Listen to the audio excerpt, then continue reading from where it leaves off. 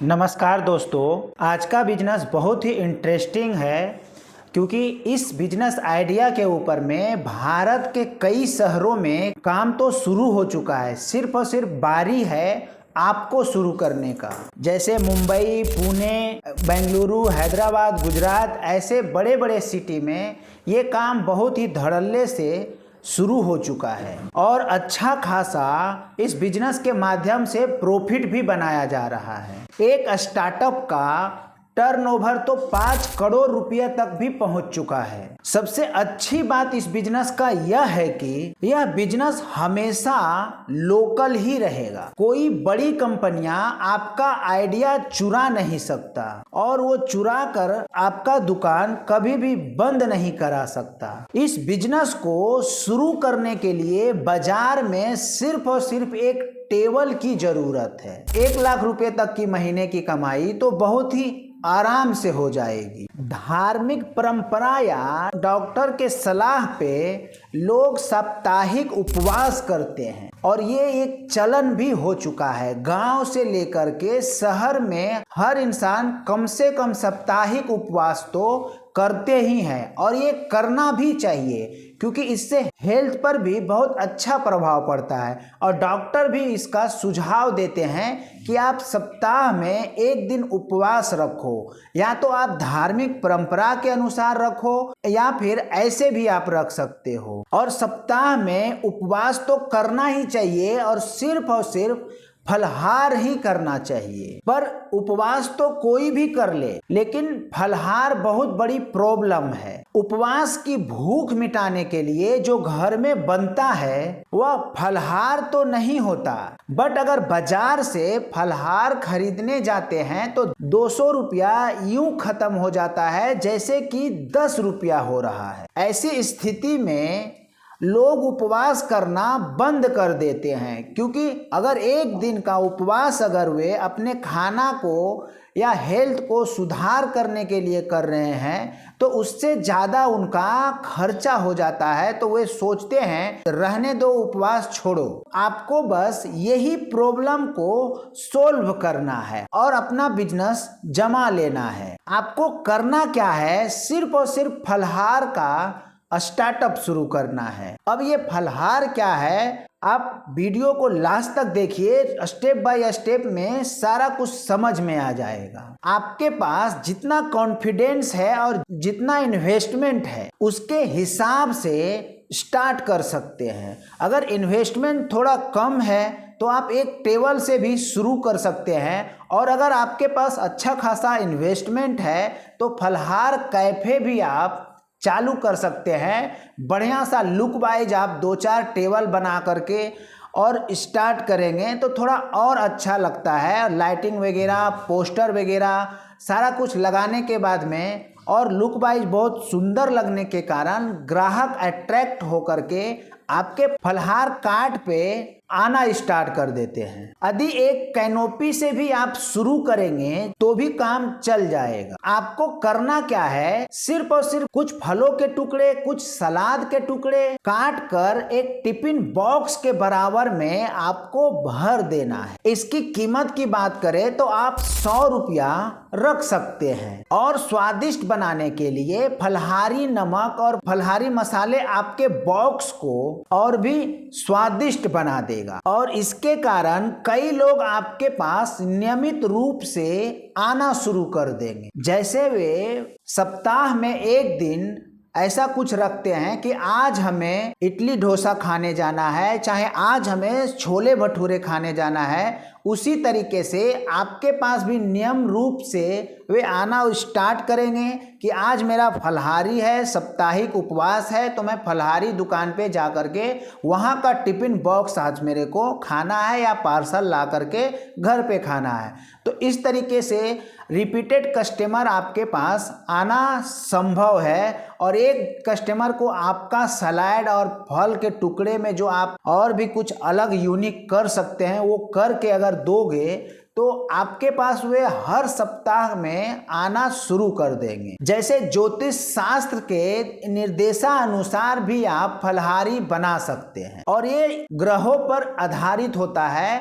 जिसके कारण लोग परचेज करते ही हैं, क्योंकि जो वास्तु में अगर विश्वास रखते हैं उन्हें सारा कुछ पता है कि कौन सा दिन में कौन सा फल नहीं खाना है। उदाहरण के लिए गुरुवार को केला नहीं खाना चाहिए, तो फलहार में केला डालना ही नहीं है। जैसे मंगलवार के फलहार में लाल फल नहीं होता है, तो जो भी लाल फल है वे आप उसे इग्नोर करके उसके जगह पे दूसरा फल आप अटैच कर सकते हैं। जिससे होगा क्या, आपके कस्टमर जो आएंगे उनको पता है कि भाई मुझे ग्रह दोष के अनुसार फलहार खाना है, तो भाई के पास जाना है और वहाँ पे नियमित रूप से हर बॉक्स को अच्छे से पैक किया जाता है और ख़ास ध्यान रखा जाता है कि आज अगर गुरुवार है तो इस फलहार में मैं केला नहीं डालूंगा, अगर आज मंगलवार है तो इस फलहार में मैं लाल फल नहीं डालूंगा।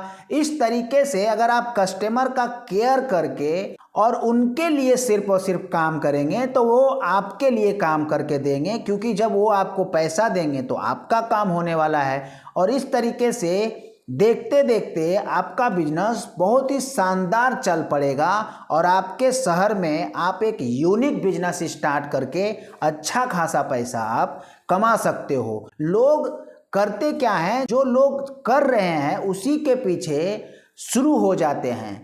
जब अगर कोई राशन का दुकान चालू किया है तो मुझे भी राशन का दुकान चालू करना है, अगर कोई कपड़े का दुकान चालू किया है तो कपड़े का दुकान चालू करना है। इस तरीके से भेड़ चाल चलना लोगों को ज़्यादा पसंद है, बट कुछ यूनिक, कुछ अलग, मार्केट से हट के करना उन्हें पसंद नहीं है, रिस्क लेना पसंद नहीं है।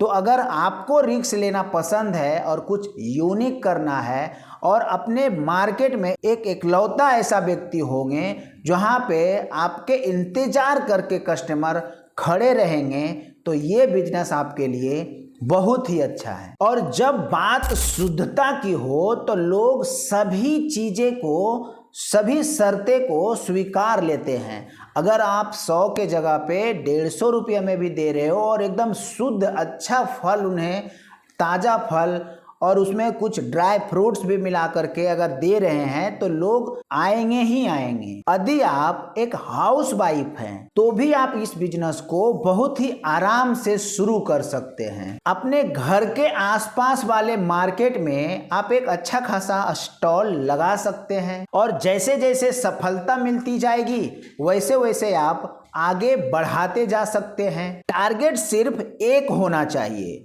कि पूरे शहर में फलहार का बॉक्स आपका ही डिस्ट्रीब्यूट होना चाहिए। कुछ ऐसा, कुछ यूनिक, कुछ अलग सोच करके, कुछ अलग क्रिएटिविटी करके एक ऐसा बॉक्स तैयार कीजिए कि उसके अंदर बहुत सारा कुछ है और बहुत अच्छा भी है।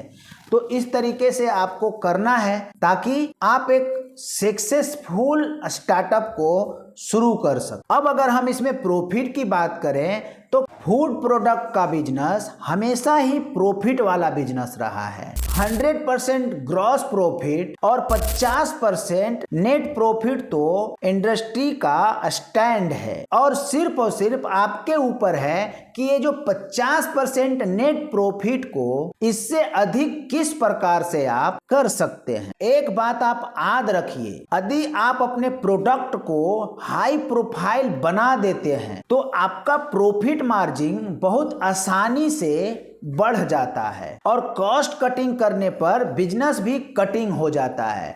तो आप अपने बिजनेस को किस तरीके से उड़ान देना है वह आपके ऊपर निर्भर है। कैसा आपको शुरुआती में व्यवहार रखना है, कैसा आपको बॉक्स बनाना है, ये सारा कुछ आपके रिसर्च के ऊपर निर्धारित है।